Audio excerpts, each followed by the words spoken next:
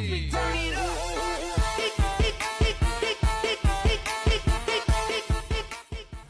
assalamualaikum warahmatullahi wabarakatuh. Kembali lagi bersama aku, Mas Tempe. Jadi untuk video kali ini saya mau cerita sedikit tentang pengalaman saya sendiri, yaitu kisah nyata. Pada zaman dahulu sebelum saya menjadi seorang konten kreator, saya pernah bekerja di Rembang, tempatnya yaitu di toko ya.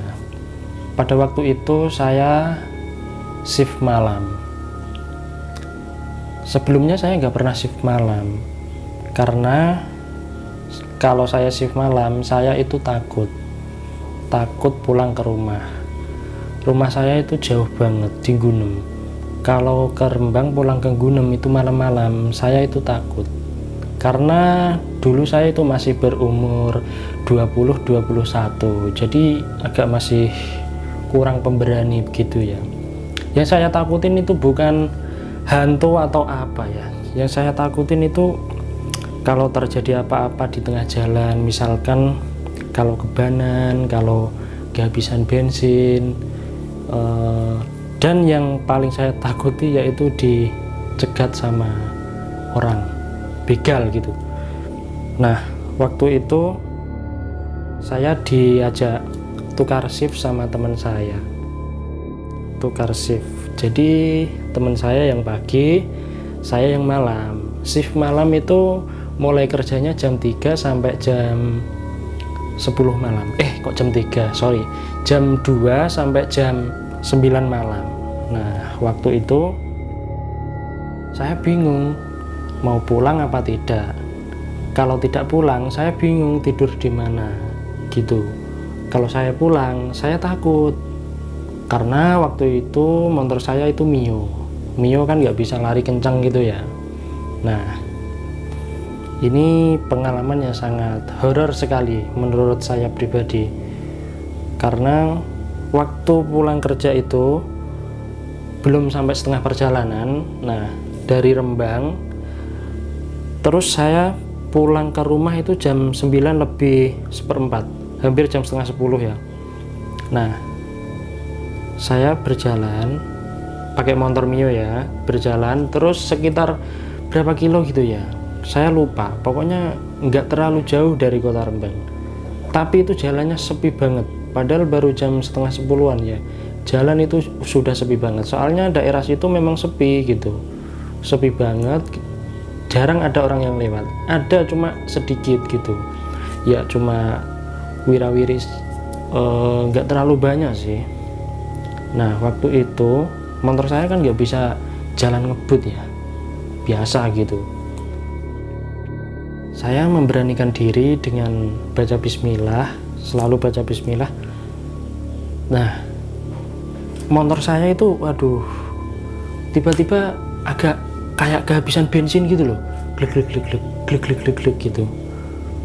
Nah, saya pikir itu kehabisan bensin, dan ternyata motor saya berhenti sendiri di tengah-tengah sawah.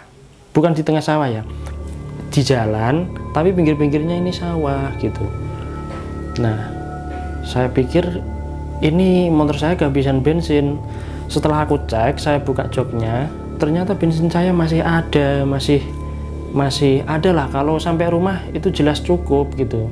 Soalnya sebelum kerja saya isi bensin 1 liter gitu. Biasanya 1 liter kan buat PP. Nah, ini belum sampai rumah tapi sudah mogok gitu. Tapi anehnya, kenapa motor saya kok bisa mogok gitu? Saya cek masih ada bensin. Nah, saya lihat kiri kanan itu gak ada siapa-siapa, cuma ada motor 1-2 cuma lewat gitu. Dia nggak berani bantu, soalnya mungkin orang kalau lewat itu takut juga kalau mau bantu, dikira saya apa gitu. Nah, saya agak takut ya waktu itu. Takutnya karena nanti kalau ada orang yang begal atau apa ya, itu saya takut sekali. Terus salah pikiran saya, nggak ada yang begal, tapi apa ya, ada yang aneh gitu sama motor aku, nggak mogok padahal. Terus saya coba starter lagi, akhirnya motor saya bisa nyala kembali, bisa nyala kembali. Terus saya berjalan lagi, saya merasakan aneh lagi, kenapa motor saya jadi berat banget gitu. Beratnya itu nggak seperti biasa. Motor saya Mio kan enteng banget itu, kalau dibuat jalan enteng banget, tapi ini berasa saya naik motor moge gitu, berat banget gitu, aneh banget kan. Seperti saya di belakang saya ini kayak ada sesuatu yang besar gitu, rasanya berat banget. Saya ngegas juga agak berat gitu, kenapa ini motor saya gitu.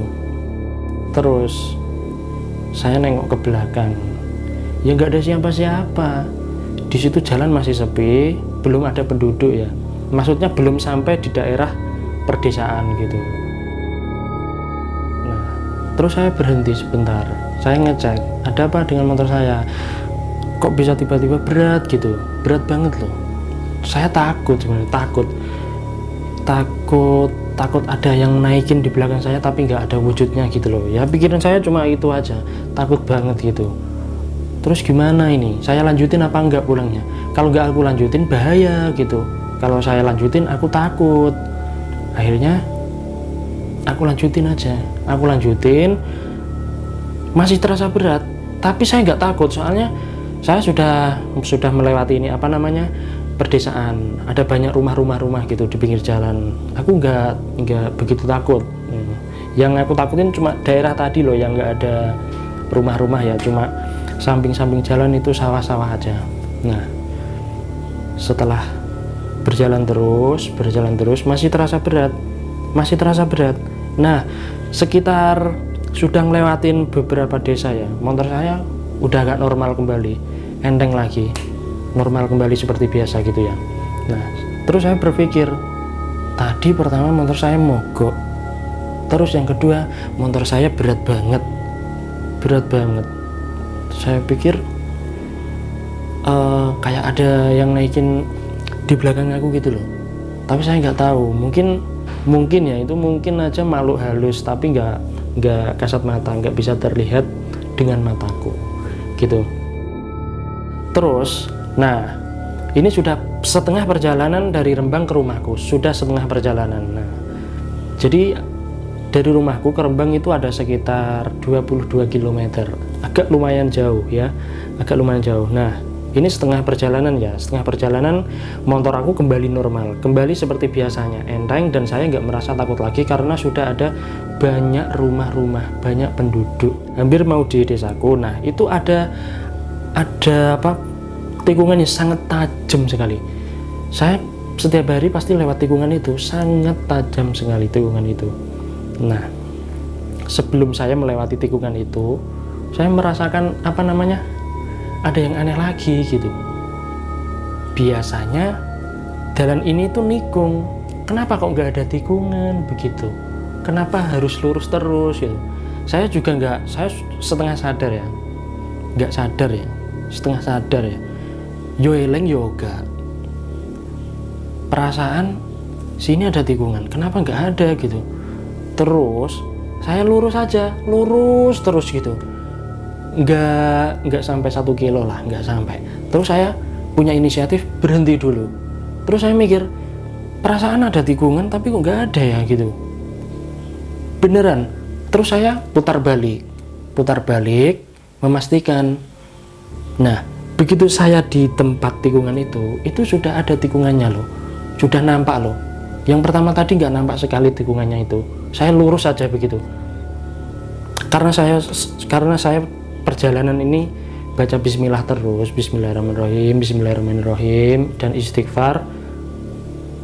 Nah, saya nggak jadi disesatkan sama makhluk halus ini. Seharusnya saya tersesat itu mungkin ya. Entah mau dibawa kemana, dibawa ke alam mana, saya juga nggak tahu gitu. Terus sesampainya aku di tikungan itu, saya merasa apa ya, merasa kayak ada yang buntutin saya gitu, ada yang ngikutin saya gitu.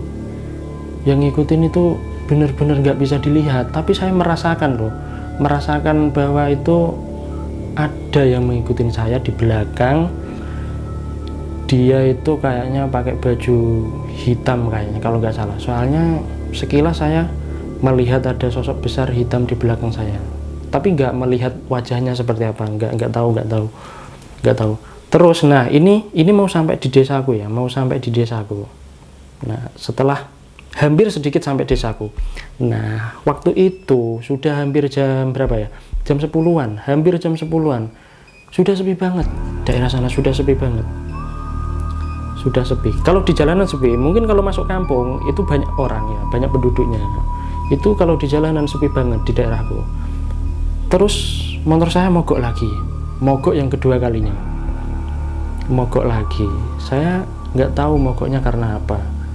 Bensin masih ada, mesin masih normal, kenapa mogok lagi begitu? Saya heran. Dan motor saya benar-benar nggak bisa nyala. Motor saya nggak bisa nyala, bener-bener mati total. Saya starter nggak bisa nyala, saya goglek terus nggak bisa nyala. Saya bingung mau minta bantuan siapa. Kalau saya dorong, nah ini masalahnya, repotnya di sini. Kalau saya dorong, saya lebih takut lagi karena saya melewatin kuburan. Kuburan itu ada di tengah jalan. Kuburan itu viral banget loh, sudah viral di Kabupaten Rembang. Kuburan itu, yakin kuburannya sudah viral dengan kejadian-kejadian yang aneh, kejadian-kejadian yang tidak masuk di logika. Nunggu bantuan tapi siapa gitu yang mau bantu saya? Ada sih orang yang wirawiri itu ada, tapi saya nggak berani minta tolong gitu. Terus saya punya inisiatif telepon rumah. Nah waktu itu di daerah situ nggak ada sinyal. Nah tapi beruntungnya saya di situ ada teman saya anak Gunem ya yang kenal sama aku, terus ditolongin. Kenapa pe? Ngono. Iki lo mogok motorku. Ngono. Aku dorong tekan iku tekan omahku ngono. Nah, saya merasa beruntung sekali karena ada temanku yang mau menolong aku gitu. Aku naik motorku sendiri ya, terus didorong. Nah, pas didorong ini deket banget sama kuburan yang aku maksud tadi ya, kuburan yang viral itu. Kan sebelum kuburan ini apa namanya, tanjakan ya, apa kok tanjakan, turunan, jalan yang sangat nurun, terus kuburan. Nah pas di turunan itu kan turun banget. Nah saya didorong kencang sekali, orang yang temanku itu tadi yang dorong itu juga dorong sangat kencang sekali. Wah iki ngono. Aku berterima kasih sama temanku, tapi aku mau ngajak ngobrol ini loh. Pas sampai kuburan itu aku nyalain klaksonnya, karena kalau lewat kuburan itu harus nyalain klakson. Nah aku pengen ngobrol sama temanku pas dorong aku lewat kuburan itu supaya nggak sunyi, supaya ada obrolan sama temen gitu loh. Pas saya nengok ke belakang, mohon maaf ya, pas saya nengok ke belakang itu temen saya malah nggak ada. Aneh sekali, aneh banget ya, malah nggak ada ya. Asli malah nggak ada. Terus kemana temanku tadi ya? Kok aneh gitu loh. Aku semakin takut di situ. Pas sampai kuburan cuy, sampai kuburan itu temanku udah nggak ada, aku sendirian di situ, nggak ada siapa-siapa di situ. Temanku kemana? Terus saya terpaksa lari pakai motorku, biar terepol. Wes pokoknya lari karo nyebut terus astagfirullahaladzim, ya Allah, Allahu Akbar terus gitu sampai melewatin kuburan. Sampai melewatin kuburan. Terus sudah hampir sampai desaku ya. Sudah mau perbatasan antara desaku sama desa ini ya. Saya agak lega sekali. Alhamdulillah sudah sampai di desaku. Alhamdulillah sekali. Tapi perasaanku masih takut banget. Tapi kemana tadi lo temenku? Herannya pas dorong motor aku itu ada suara motornya, tapi kok tiba-tiba suara motornya itu menghilang. Saya kira itu dimatiin gitu, motornya temanku dimatiin, tapi tidak, hilang begitu saja. Ini gara-gara temanku ya, ini semua gara-gara temanku, yakin. Karena pas aku kerja, aku bener-bener nggak mau shift malam gitu, nggak mau namanya shift malam. Saya takut begal gitu. Kalau ini malah takut hantu, aku takut makhluk halus. Beda lagi ceritanya. Ini gara-gara temanku minta pergantian shift. Coba aja aku shift pagi.